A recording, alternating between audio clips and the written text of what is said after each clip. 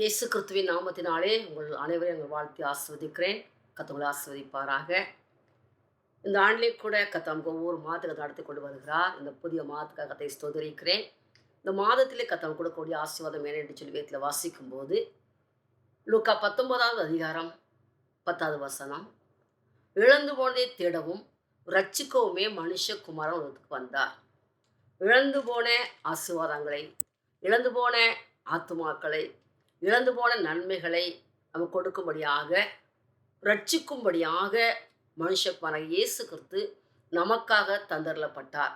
அந்த இயேசு கிறிஸ்துவின் அன்பை நீங்கள் பார்க்கும்போது, அவர் உங்களை விசாரிக்கிறவர், அவர் உங்களை காண்கிறவர், அவர்களை பாதுகாக்கிறவர். நமக்கு தெரியாத சில நேரத்தில் அவருக்கு உதவி செய்கிறவராக இருக்கிறார். வேதத்தில் வாசிக்கும்போது 1 சாமுவேல் 7வது அதிகாரத்தில் நீங்கள் வாசிக்கும்போது 12வது வசனத்தில், இம்மட்டும் கர்த்தர் எங்களுக்கு உதவி செய்தார் என்று சொல்லி அதற்கு எபினேசர் என்று பெயரிட்டார். இம்மட்டும் எங்களுக்கு உதவி செய்தார். பெலிஸ்தியர்கள் இஸ்ரவேல் ஜனங்களுக்கு விரோதமாக எழும்பி இஸ்ரவேல் ஜனங்களுடைய இடங்களை பிடித்து கொண்டார்கள் என்று வேதத்தில் வாசிக்க அவர்கள் கொடுத்திருந்த அவருடைய நிலங்களை எல்லாம் அவர்கள் பிடித்து கொண்டார்கள். ஆனால் சாமுவேல் தீர்க்கதரிசி அவர்களுக்காக அவருடைய சமூகத்தில் விண்ணப்பம் பண்ணும்போது, அதிகமாய் ஜெபிக்கும் போது, உபவாசத்தோடு ஜெபிக்கும் போது வேதத்தில் வாசிக்கிறோம், மிஸ்பாவுக்கும் சேனுக்கும் இடையே ஒரு கல்லை நிறுத்தி இம்மட்டும் உதவி செய்தார் என்று சொல்லி எபினேசர் சொல்லி பெயரிட்டார். அப்போ அந்த எபினேசர் என்று சொல்லும்போது உதவி செய்கிற தேவன். நமக்கு சில நேரத்தில் எந்த பக்கத்தில் உதவி இல்லாமல் இருக்கலாம். நம்ம யாரை பார்த்தாலும் முடியாதுன்னு சொல்லுவாங்க, அட தர்றேன்னு சொல்லுவாங்க, தர முடியாத சொல்லியாக மாறிவிடும். ஆனால் அந்த நேரத்தில் ஆண்டு சமூகத்தில் எப்படி சாமியை தீர்க்கதரிசி உபவாசம் பண்ணி ஜெபிக்கும்படியாக தன்னை அர்ப்பணித்து ஜனங்கள் எல்லாரும் கூடி வர செய்து அதை ஜெபிக்கும் போது, மிஸ்பாவுக்கு வந்து ஜெபிக்க ஆரம்பிக்கும் போது கர்த்தர் ஜெபத்தை கேட்டார். ஜெபத்தை கேட்டது மாத்திரம் அல்ல, அதில் 12ஆம் வசனத்தை நீங்கள் வாசிக்கும்போது, 13ல் வாசிக்கும்போது, அதை இஸ்ரவேல் ஜனங்களுக்கு உரமாக வந்த பெலிஸ்தியர்கள் தாழ்த்தப்பட்டார்கள் என்று வேதத்தில் வாசிக்கிறோம். திரும்ப அவங்களுடைய எல்கைக்குள்ளே அந்த பெலிஸ்தியர்கள் வராதபடிக்கு கர்த்தர் அவர்களை தாழ்த்தி போட்டார். அதோடு கூட பயங்கரமான ஒரு இழிமுழக்கத்தோடு கூட அவர்களுக்கு முன்பாக ஒரு பயம் உண்டாகி ஒரு அநேகர் அதை நினைச்சதாக்கி தாழ்த்தப்பட்டார்கள். அதற்கு கர்த்தர் சொன்ன காரியம் என்னன்னு சொன்னால், எதற்காக அவங்க தாழ்த்தப்பட்டார் என்று சொல்லும்போது, அவர்களுடைய வாழ்க்கையை அப்படியே அர்ப்பணித்து உண்மையாய் அவருடைய சமூகத்தை ஜெபித்தார்கள், உண்மையாய் தன்னை தாழ்த்தினார்கள். அந்த வேளையில் அவர்களுக்கு அவருடைய கையிலிருந்து போன அந்த எக்ரோன் துவங்கி காத் மட்டுமுள்ள பட்டணங்கள் இஸ்ரவேலுக்கு திரும்ப கிடைத்தது என்று சொல்லி வேதத்தில் வாசிக்கும். எதெல்லாம் அவங்க கையிலிருந்து போச்சோ அது அனைத்தும் திரும்ப இஸ்ரவேலுக்கு கிடைக்கிறது. காத் பட்டணத்தில் இருந்து அதில் அவங்களுக்கு வர வேண்டிய நன்மைகள் எல்லாம் திரும்பிடுச்சு. அது மாத்திரம் அவங்க கூட சமாதான உடன்படிக்கை பண்ணி கொண்டார்கள். இன்றைக்கு நாளில் கூட இன்னைக்கு நிறைய ஆசீர்வாதத்தை நம்ம இழந்திருக்கிறோம், நிறைய நன்மைகளை இழந்திருக்கிறோம். நிறைய காலத்தை பார்க்கும்போது நம்முடைய வாழ்க்கையில் கூட அநேக இழப்புகள் இங்கே பார்த்துருப்பீங்க. ஒவ்வொருத்தருடைய வாழ்க்கையிலும், பிள்ளைகளுடைய வாழ்க்கையில் படிப்பில் ஒருவேளை படிக்க முடியாத ஒரு சூழ்நிலையாக இருக்கலாம், வேலை பார்த்துக்கொண்டு வேலை செய்ய முடியாத ஒரு சூழ்நிலையாக இருக்கலாம். இழப்பு, நஷ்டங்கள், பண நஷ்டங்கள், விளைவினத்தின் நிமித்தமாக நஷ்டங்கள், வியாதி நிமித்தமாக நஷ்டங்கள். ஆனால் எந்த ஒரு சிறைப்பாய் இருந்தாலும் அவட தெளிவாக சொல்ல ஒரு காரியம்னா, அது திரும்ப உங்களுக்கு அது ஆசீர்வாதமாக கொடுப்பார். திரும்ப அந்த இடங்களை கத்தவங்க கையிலே கொடுப்பார். அது ஆண்டவருடைய சமூகத்திலே காத்திருக்க வேண்டும், செபிக்க வேண்டும். அதோடு கூட என்னன்னா, சமாதான உடன்படிக்கையும் பண்ண வேண்டும். அவங்க பாருங்க, எமோரியருக்கும் இஸ்ரவேலுக்கும் ஒரு சமாதானம் உண்டாயிற்று. அவனுடைய நோக்கம் என்னன்னு சொன்னா, சமாதானம் பண்ணுகளும் பாக்கியவான்கள். அவர்கள் தான் என்ன செய்ய முடியும்னாக்கி பூமியை சொந்தத்து கொள்ள முடியும். நம்ம வாழ்க்கையில் கூட ஒருவேளை யாற்றெல்லாம் சமாதானம் இல்லாமல் இருக்கிறோமோ, குடும்பமான வரைக்கும் வீட்டில் வாசிக்கும் போது சமாதானமாக இருங்கள் கர்த்தர் சொல்லுகிறார். குடும்பமான வரைக்கும் கொடுத்த சகோதரிகள்கிட்ட நம்ம சமாதானமாக இருக்க வேண்டும். இந்த சமாதானத்தின் தேவன் நமக்கு அதை உதவி செய்வார். அதான் உதவி செய்கிற தேவன். சூழ்நிலை பார்க்கும்போது சமாதானத்துக்கு வழியே இருக்காது. ஆனால் கூட ஆண்டு எதிர்பார்க்கிறார், நாம் நம்மை ஒருவேளை தாழ்த்தி நாம் முன்பாக போய் அவர்களோடு ஒப்புரவாகி கொண்டோம் என்று சொன்னால், கட்டாயம் கர்த்தர் நமக்கு இழந்து போன இந்த ஆசீர்வாதத்தை திரும்ப கொடுப்பார். எப்படி பெலிஸ்தியர்கள் கையில் இருந்த ஆசீர்வாதத்தை திரும்ப இஸ்ரவேலுக்கு கர்த்தர் கொடுத்தாரோ, அதே போல் உங்களுக்கு இந்த இழந்து போனதை தேடவும் ரட்சிக்கவுமே மனுஷகுமாரன் உலகத்துக்கு வந்தார். ஏன்னு சொன்ன வேதத்தில் வாசித்து பாருங்க, பிதாவே இவர்களுக்கு மன்னி, முதல் கொடுத்த செய்தி செய்வது அதுதான்.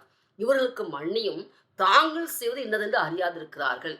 அறியாமைனாலே நம்ம பேசியிருக்கலாம், அறியாமையே நம்மளை குறித்து எல்லாம் நிந்திச்சு பேசியிருக்கலாம், அறியாமையில் நம்மகிட்ட ஒரு வேளை கர்த்தருடைய சமூகத்தில் இருந்த ஆசீர்வாதத்தை பிடுங்கியிருக்கலாம். ஆனால் கூட நீங்கள் மன்னிக்கும் போது சில இடத்துல இடங்கள் நிலங்கள்லாம் பார்த்தா ஏமாற்றி வஞ்சிக்கப்பட்டு வாங்கிடுவாங்க. அண்ணன் தம்பி என்ன பண்ணான்னு தெரியுமா, அவங்களுக்கு ஒரு பெரிய பங்கை வச்சுட்டு கொஞ்சோட பங்கை கொடுத்துருவாங்க. ஒருவேளை கொடுக்காம கூட விட்டுருவாங்க. கிறிஸ்துவின் நிமித்தமாக அநேகர் இன்னைக்கு இடங்களெல்லாம் இழந்துட்டு இருக்கிறாங்க. ஆனால் எதை நீங்கள் இழந்திருந்தாலும் பரவாயில்ல, அப்படி எதிர்பார்க்குற காரியம் நீங்கள் கூடுமான வரைக்கும் நீங்கள் நன்மை செய்ய பழக வேண்டும். கூடுமான வரைக்கும் மன்னிக்க வேண்டும். கூடுமான வரைக்கும் சமாதானமாக இருக்க வேண்டும். அப்படி இருக்கும்போது இழந்து போன சகலத்தையும் உன்னுடைய குடும்பத்தையும் உன்னுடைய பிள்ளைகளையும் ஒரு ஆசீர்வாதத்தோடு விடுவிக்கிறவராக இருக்கிற எல்லாத்தையும் விடுவித்துக் கொள்ள போறீங்க. 1 சாமுவேல் 30ஆம் அதிகாரத்தை 19 வாசிக்கும் போது தாவீது இழந்து போன சகலத்தையும் சிறியது பெரிசு எல்லாத்தையும் ஒன்றும் குறைவிடாமல் திருப்பி கொண்டான். அப்ப இந்த நாளில கூட திருப்பி உங்க கையில உங்க ஆசீர்வாதம் வரப்போகுது. இது வர்றதுக்கு சான்ஸே கிடையாது. இது நடக்கிறதுக்கு சான்ஸே கிடையாது நினைக்கலாம். நான் ஒரு சாட்சியை உங்க மத்த சொல்ல விரும்புகிறேன். கிட்டத்தட்ட ஒரு 25 ஆண்டுகளுக்கு முன்பாக தூத்துக்குடி பகுதியிலே மாதம் ஒரு முறை ஒரு உபவாச ஜெபத்தை பண்ணுவோம். ஒரு நல்ல இடத்துல மெயின் இடத்துல அந்த வீட்டை நினைச்சிட்டாங்க. திடீரென்று பிள்ளைகள் நிமித்தமாக அதை விற்று போட்டார்கள். நான் மாதம் மாதம் ஜெபிக்க போகும்போதெல்லாம் சொல்லிட்டு வருவேன். கட்டாயம் இந்த இடத்தை உங்களுக்கு கொடுப்பார் என்று சொல்லும்போது அவங்க சொல்லுவாங்க, இது தர்றது சான்ஸே கிடையாது. மெயினான இடம்னு சொல்லுவாங்க. நிறைய விலைக்கு போகிற ஒரு இடம்னு சொல்லுவாங்க. ஆனால் சில ஆண்டுகள் கழித்து திடீரென்று ஒரு குடும்பத்தில் ஒரு ஃபங்க்ஷன் நான் போகும்போது அவர் சொன்ன ஒரு காரியம், அக்கா அந்த இடத்த இந்த வீடுகள் எல்லாம் திருப்பி எங்கள் கையில் கத்த கொடுத்து விட்டார் என்று சொன்னார்கள். அவங்க திரும்ப பெற்ற கூட எங்கள் கையில் சொல்லி வா என்கிட்ட சொல்லலை. ஆனால் போகும்போது எனக்கு ஆச்சரியமா இருந்துச்சு. நான் உடனே சொன்னேன், ஜெபிக்கும்போது அடிக்கடி வருகிற காரியம் அதுதான் உங்களுக்கு வந்தது. ஆனால் அந்த வார்த்தை கத்தை கனப்படுத்தினார். அது வாங்கக்கூடிய சூழ்நிலையே கிடையாது. ஆனால் கூட பலத்தினாலும் அல்ல, பராக்கிரமத்தினாலும் அல்ல, ஆவினாலே ஆகும் என்ற வசனத்தின்படி அந்த வீட்டை திரும்ப அவர்கள் பெற்றுக்கொண்டார்கள்.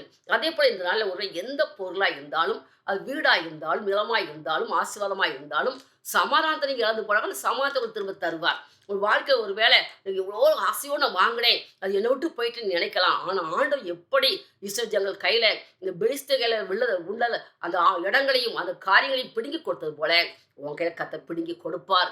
ஒன்றும் குறைப்படாது. ஆனால் நீங்கள் செய்ய வேண்டிய காரியம் என்னன்னு சொன்னால் சமாதானமாக இருக்க வேண்டும். நீங்கள் செய்ய வேண்டிய காரியம் என்னன்னு சொன்னால் ஆண்டோட்டு ஆலோசனை கேட்க வேண்டும். அப்படியே சமூகத்தில் ஜெபிக்க வேண்டும். ஆண்டவரை நான் திரும்ப நான் எடுத்துக்கொள்ள முடியுமா, திரும்ப கிடைக்குமா என்று சொல்லும்போது அவர் உங்களுடைய குடும்பத்தில் அற்புதங்களையும் செய்வார். குடும்பத்துக்கு ரட்சிப்பையும் கொடுப்பார், சமாதானத்தையும் கொடுப்பார். எந்த இடத்துல இழந்து போனீங்க அதே இடத்துல கத்தவங்க உயர்த்துவார். இழந்து போன எல்லாவற்றையும் ஒன்றும் குறைப்படாதபடி நீங்களும் பெற்றுக்கொள்வீங்க, உங்களுடைய சந்ததியும் பெற்றுக்கொள்வாங்க. உங்களுக்கு அறிமுகமான அனைவருக்கும் இந்த வார்த்தை கத்தை நிறைவேற்றி கொடுப்பார். விசுவாசிக்க இது முடியாத காரியம்தான். ஆனா இது மாம்சத்தால முடியாது. வேதத்துல வாசிக்கும் போது மார்க் 10:27 வாசிக்கும் போது இது மனுஷால இது கூடாத காரியம்தான். தேவனா கூடும். சகோதரி சகோதரியே, விசுவாசி அவருடைய சொந்த ஜெபியுங்கள், அவருடைய சொந்த விசுவாசியுங்கள், வேதத்தை தியானம் பண்ணுங்கள். அப்படி வார்த்தை ஒன்றும் சாதாரண ஒரு காரியம் அல்ல. அது விளையாட பெற்ற முத்துக்கள். அது வார்த்தை தீவிரமான வாழ்க்கையிலே அது அற்புதத்தை செய்யும். கர்த்தர் உங்களுக்கு இம்மட்டும் உதவி செய்தவர், இனிமேல் உதவி செய்வார். இம்மட்டும் நடத்தியவர், இனிமேல் நடத்துவார். கர்த்தர் உனக்காக யாவையும் முடிப்பார். பயப்படாம தைரியமா இருங்க. நிச்சயமாகவே முடிவு உண்டு. உங்க நம்பிக்கை வீண் போகாது. ஜெபிக்கலாமா? ஜெபம். அப்பா பிதாவே, நாளிலே கூட ஆண்டவரே எங்களோடு பேசியிருக்கிறீங்க. ஆண்டவரே, இம்மட்டும் உதவி செய்த எபினேசர் ஐயா, இதுவரைக்கும் குடும்பங்களை நடத்தி வந்திருக்கிறீங்க, பிள்ளைகள் நடத்தி வந்திருக்கிறீங்க, ஊழியர் நடத்தி வந்திருக்கிறீங்க. இதுவரைக்கும் இப்படி வாழ்க்கை எத்தனையோ மேடு பள்ளங்கள், நஷ்டங்கள், இழப்புகள். ஆனால் இன்றைக்கு வாக்கு கொடுத்துக்கிறீங்கப்பா, இழந்து போன அனைத்தையும் கர்த்தர் திரும்ப தருவார் என்று வாக்கு கொடுத்துக்கிறீங்க ராஜா. இது உம்மால் மாத்திரம் முடியும் ஆண்டவரே. மாம்சமான யாருக்கும் தேவனாகிய கர்த்தர் என்னால் செய்யக்கூடாத அதிசயமான காரியம் ஒன்று உண்டோ என்று வாக்கு கொடுத்துக்கிறீங்கப்பா. உம்முடைய அதிசயத்தை என்னுடைய கண்கள் காணும் ஐயா, என்னுடைய இருதயம் மகிழும் ஆண்டவரே. உன் அதிசயங்களை காணப்பட என் வாக்கு தத்தத்தின்படி எல்லாவற்றையும் பிள்ளை கொடுத்து ஆஸ்வதிப்பீராக. வேதத்தில் வாசித்தோம் ஆண்டவரே. அப்பா அவர் கொடுத்த அந்த திரும்ப அந்த எல்லா பட்டணங்களையும் ஆண்டவரே அவங்க திருப்பி கொண்டார்கள் ஆண்டவரே. இடங்கள், நிலங்கள், சொத்துகள், ஆசீர்வாதங்கள், நன்மைகள், சுகங்கள், விடுதலை, சந்தோஷம், சமாதானம், ரட்சிப்பு எல்லாவற்றையும் பிள்ளைக்கு அருள்வீராக. எல்லாவற்றையும் பிள்ளை கொடுப்பீராக. நாளிலிருந்து ஒரு பரிபூர்ண மீட்பு உண்டாகட்டும் ஐயா. சமாதானம் உண்டாகட்டும் ஆண்டவரே. சந்தோஷம் உண்டாகட்டும், மகிழ்ச்சி உண்டாகட்டும். எல்லா பயங்கள் திகழ்க மாறட்டும் ஆண்டவரே. பயப்படாதே, உனக்கு நான் சொன்னதை செய்யும் உன்னை கைவிடாது பெற்ற வாக்கு நிறைவேற்றுவீராக. ஆதியாகமத்தில் வாசிக்கிறோம் ஆண்டவரே. அப்பா 28:14 வாசிக்கிறோம் அப்பா. வடக்கிலும் தெற்கிலும் கிழக்கிலும் பரம்பினார்கள் வேதத்தில் வாசிக்கிறோம். யாக்கோபு கொடுத்த அந்த ஆசீர்வாதத்தை பிள்ளைகள் கொடுத்து நீங்க ஆசீர்வதிக்க முடியாது ஜெபிக்கிறோம். வலப்புறமும் இடப்புறம் இடம் கொண்டு பெருகுவாய்ன்னு வாக்கு கொடுத்துக்கிறீங்கப்பா.